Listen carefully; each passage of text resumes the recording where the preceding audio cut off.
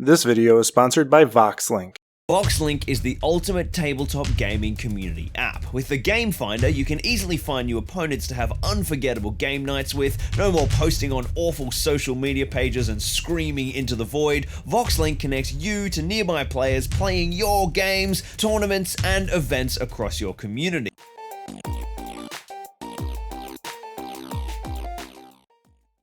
Hey Wargamers, over the weekend Games Workshop gave us a huge reveal of what is coming up with the Farsight Arks of Omen book, including a new model for the commander himself, which we knew was coming. It was previewed before, but now we know what it actually looks like, and damn, it is gorgeous. It is everything I've ever wanted in a tile battlesuit. It made real, right? It is just near perfection. It's got the right proportions. It's got a dynamic pose. It's got, cool tethery things. It's got portions that are smooth, portions that are sharp. Just, it looks awesome. And I'm so excited to have this on the tabletop. I'm picking this up as soon as I can. Come hell or high water, I'm getting this thing because it's just gorgeous. It's what I want. So, this is just an amazing model, and that alone should be exciting, but the cherry on top is, of course, it's in plastic. It's not a fine cast model anymore, and even if they did the exact same kit in plastic and not in fine cast, that would be a huge win. But just the step up in the modeling here is superb. It's whoever designed this, give them a nice fat bonus or something. G-dubs, it's a win in my book. So I love this. I'm stoked. So what is it though, right? It's a cool looking model. What's the deal? So it's a custom XV86 Supernova battlesuit made by Ovesa himself, the maestro, the lead Earthcast engineer for the 8. Ovesa is just knocking it out of the park here. I guess he's the one that deserves the bonus, right? So it's not a crisis suit, right? And I had speculated in the past that it was just going to be a crisis suit, a modified crisis suit like it has been in the past. That's kind of been his lore. But no, they're like, okay, Shadow-san, she got a new suit. Let's give Farsight a new suit too. And that's cool, right? I'm happy this one has 2 arms instead of 4. I think if this one had 4 arms, that would have put a little bit of a fly in the ointment, I think. 2-arm Farsight looks great. Love it. As far as what the rules are going to be, of course, we don't know, but probably is going to have some sort of improved stat line compared to the current iteration of Farsight. Many people wanted Farsight to be in a Cold Star because in the novels, he at one point uses a Cold Star battlesuit, becomes like good friends with the Cold Star AI or whatever.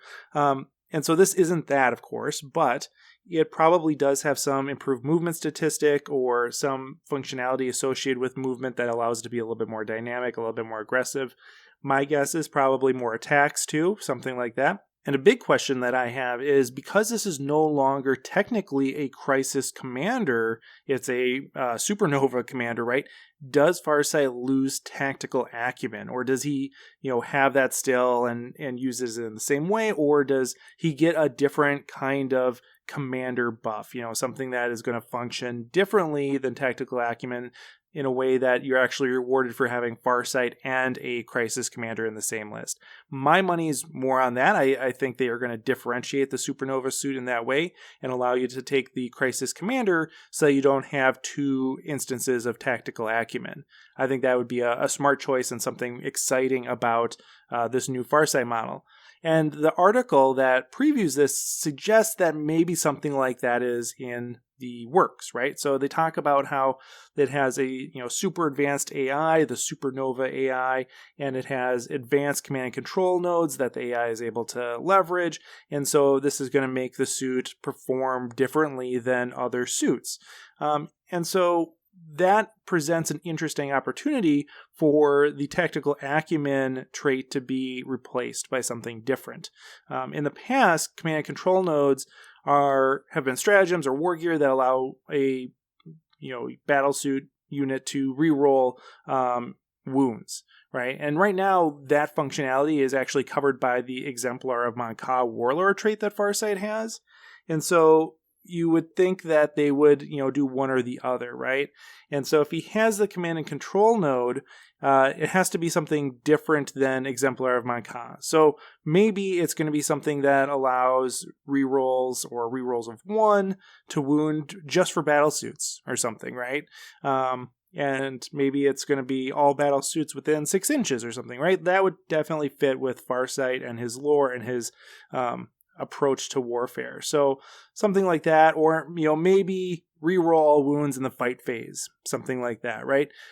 Something that allows you to have rerolls over a larger area, or better rerolls in a particular portion of the game, I think would make sense for this special suit and its special command and control nodes in a way that would differentiate that functionality from Exemplar of Manka, assuming that he retains that as his warlord trait.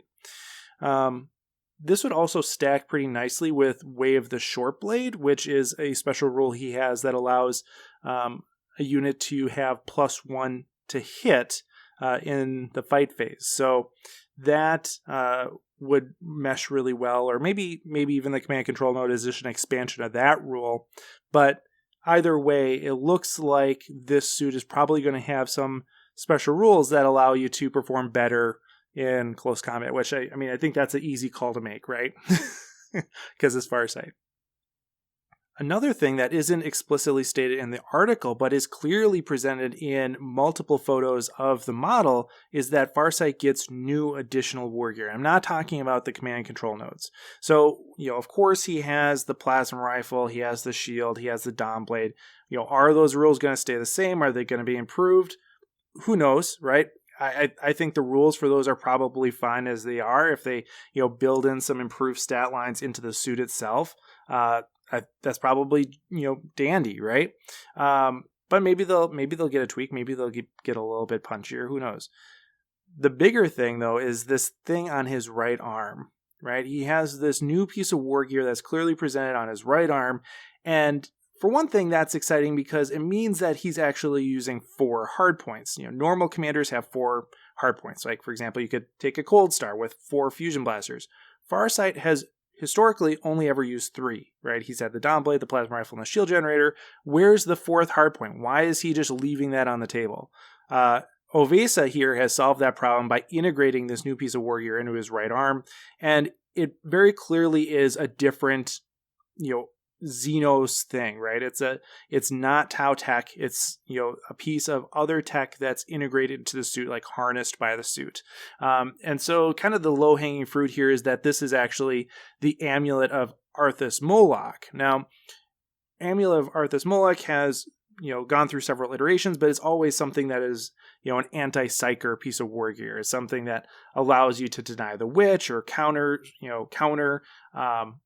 psychic powers, or protect yourself from psychers in some way, and that fits with the fluff. Like, basically, Arthas Moloch is this ancient planet that was controlled by some long gone Xenos race, and Farsight goes down there, thinks he's going to be fighting a bunch of orcs. Oops, all demons, and ends up harnessing both the Dawn Blade and the Amulet of Arthas Moloch in order to, eke out a victory there. So the Amulet of Arthas Moloch is just a piece of, long gone Xenos tech. But this doesn't have to be that, right? Even though the story of the Arks of Omen has Farsight going back to Arthas Moloch, this doesn't have to be the Amulet of Arthas Moloch that we know and love. This could be something new that he finds on that planet, right? It would totally make sense if this is, something that helps him deny the witch or have a feel no pain against psychic damage, something like that. That would totally be cool, but it could be something different too. I think there's going to be a lot of room for them to play around with this, potentially going with the Amulet of Arthas Moloch functionality, or going with a hybrid, or going with something completely different based on what's actually going to be in this new book, which we'll talk about in a minute. Just about the only downside of this new model is that it looks like it's only going to be available in the new Tau boarding patrol box. So, every faction is getting these boarding patrol boxes. There's a lot of questions about what was going to be in the Tau one. But yeah, it's going to be basically like the old collecting box, but instead of a ethereal, you get Farsight, which is probably a much better deal. So you get a unit of Fire Warriors, you get a unit of Crisis Suits, and then you get Farsight himself in this new boarding patrol box. And you're essentially getting Farsight for free if things are priced, as they have been, right? So you're getting a good financial value out of this box, but it's not quite as useful as the Old Star collecting box, of course, because you only ever want one Farsight unless you're going to use it for conversions or something else, which frankly, I wouldn't be surprised if a bunch of people do because the model is just that freaking sweet. So, hey, if you're into conversions, you go apeshit on this, pick this up in mass, I guess. But, if you're not into conversions, you're probably only going to want one of these. The components are generally useful, though, right? Like Crisis Teams, Fire Warriors, Farsight. These are all models that most Tau players will want to have in their collection, even if they're not in meta right now, even if they're not the thing that you are building army around right now, which, by the way, check out my last video. You may want to be using these right now. But if that is not the case going forward, this is still a good box, even if you only want one or two of the kits, because all the other stuff is probably really good eBay fodder, right? You can throw the other stuff up on eBay, make a little money back, and you're getting money back on a thing that was already at a good discount. So that works out pretty well for you. Side note, look for a bunch of Crisis Suits and Fire Warrior teams hitting eBay pretty soon, I guess, because if you're like me, you're probably going to be buying this thing just to get Farsight, and maybe that means you're going to want to get rid of the other stuff. Maybe you're going to hold on to it. I don't know. I'm probably just going to keep it because I always want more Crisis Suits and more Fire Warriors. So I'm happy with that. This is probably going to be the first place that they publish the rules for Farsight, though, is actually in this box. You'll have the little handout. Based on past experience, there's probably going to be some typos or things that don't line up between the little handout that's in the box and what the rules actually end up being whenever those are published more widely. My guess is that they will put out a free PDF for Farsight like they've done for some of the other one-off model drops that they've done.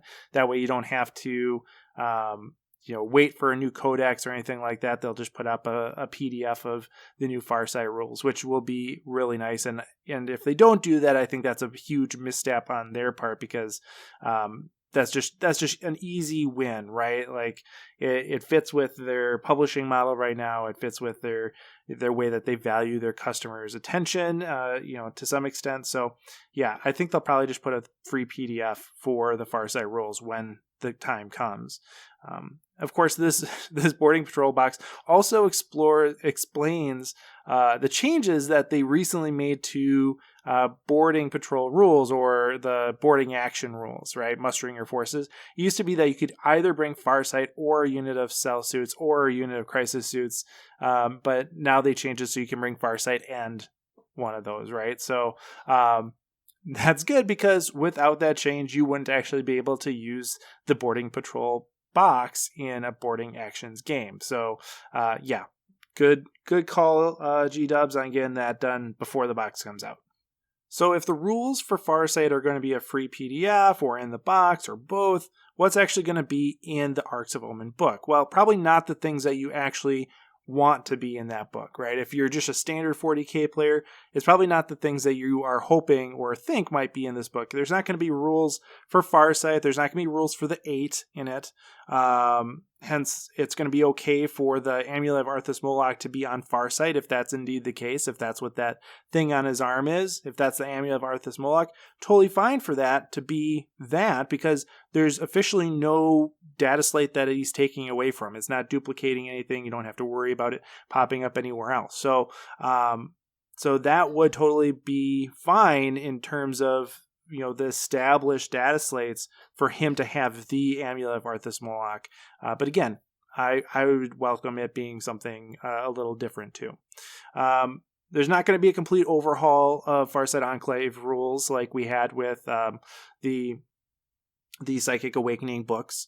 It's not that, right? They have been very clear that Arks of Omen is not Psychic Awakening. You are not required to buy these to keep up to date on your 40k rules or anything like that. These are more narrative based for the special boarding actions gameplay. So you don't have to get these for your standard 40k games. And so that means there's not going to be special war gear for 40k games either, right? These are inert in terms of mainline games of 40k. There might be upgrades and stratagems for boarding actions. There probably is, right? Like they've said that that's basically what these books are for. So, maybe there's going to be some upgrades for battle suits. This is the one place where I think we might see a fan favorite return in terms of fusion blades, right? Like maybe fusion blades show up here as a special piece of war gear for boarding action games, or something like that you can take on a crisis suit if you want. But I'm not expecting things like the seismic fibrillation node or the warscaper drone or anything like that popping up in this book, other than just a few things that they're going to sprinkle in here for these boarding action games. And then there's of course also going to be new story advancements. Farsight, we know, is returning to Arthas Moloch, and then one of the Arks show up there, basically. And so one of the questions I have about that is, is Supernova created to go there? Like, do they show up at the planet and Oves is like, hey, bro, I got you covered. Check out this new suit I made for you, special, right? And he's like, oh, sweet, I'm going to take this down to Arthas Moloch because it's going to work out way better with this thing. Or is Supernova created after the fact, right? Like, do they go down there, shit goes down, and then they find this new, relic down there, and Farsight's like, man, I really wish that I had this in a suit. That would be cool. And Oves says again, like, all right, bro, I got you covered. And then he makes Supernova. I don't know, maybe that's how it goes. I'm hoping there's some revelation on the Dawnblade about how it works or something like that, because, Farsight picks up the Dawnblade at Arthas Moloch, and then ever since there is kind of this mystery about how it works, and we have some idea of the effects of it in terms of siphoning life energy off of its victims and feeding that into the bearer. So that's why Farsight's super old for a Tau. Why he's still kicking around at the same time that Shao Sun is, when Shao Sun was actually in stasis for an extended period of time. Like, she should be surprised that Farsight's still out there, right? He should have died a natural death long ago. But the Dawnblade allows him to survive. And so I'm hoping that there's some more revelation about the Dawnblade or about this long gone Xenos race that we might learn about. I'm excited to see what they do with this. Anything that's focused on Farsight has my attention. So I'm super stoked. Let me know what you think in the comments below. What do you think the rules for this thing are going to be? What do you think's going to be in the Arks of Omen book? Throw it in the comments below. We'll have a conversation. And as always, thanks for watching and happy wargaming.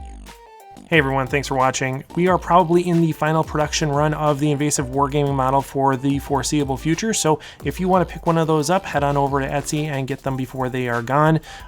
This video was made possible by my kind sponsor, so check out their link in the description below, as well as all the wonderful people over on Patreon. So if you liked this video, consider joining our community over there. Special thanks to Shifty, Durza, Everett Keller, Stephen Cowan, Jack and Acker, Jared Egler, and Scott Heater.